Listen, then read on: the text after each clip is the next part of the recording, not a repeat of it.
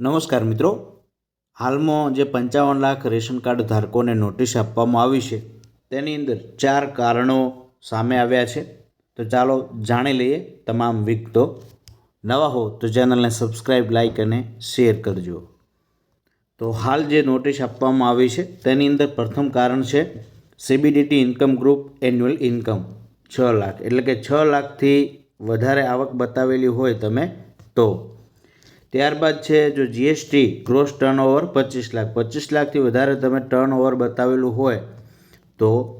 ત્યારબાદ છે MCA individual director, આ ખ્યાલ નથી આવતો પરંતુ આવું લખેલું આવે છે. અને ત્યારબાદ છે PM કિસાન લેન્ડ હોલ્ડિંગ. તો PM કિસાનની અંદર જો તમને તમારું રજિસ્ટ્રેશન કરેલું હોય અને તમારી જમીન છે એ જે સરકારશ્રીની મર્યાદા છે એનાથી વધારે હોય તો નોટિસ આપવામાં આવે છે.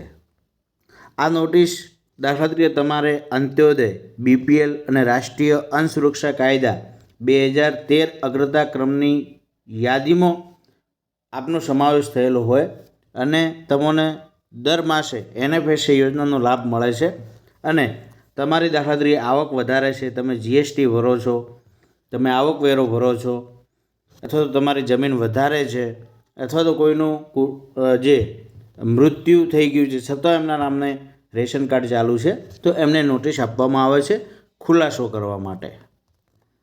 તો જો તમને નોટિસ મળી હોય અને તમે સાચા હો તો તમારે આધાર પુરાવા સાથે, દાખલા તરીકે PM કિસાન બાબતની મળે તો 7, 12 અને 8 ઉતારાની નકલ, અને અન્ય દાખલા તરીકે ઇન્કમટેક્સ બાબતે મળે તો આવક ઇન્કમટેક્સ રિટર્નની છેલ્લી કોપી એ તમારે રજૂ કરવાથી તમારું જે કાર્ડ છે એ ચાલુ રહેશે NFSA, એટલે તમારું રેશન કાર્ડ છે એ બંધ નહીં થાય.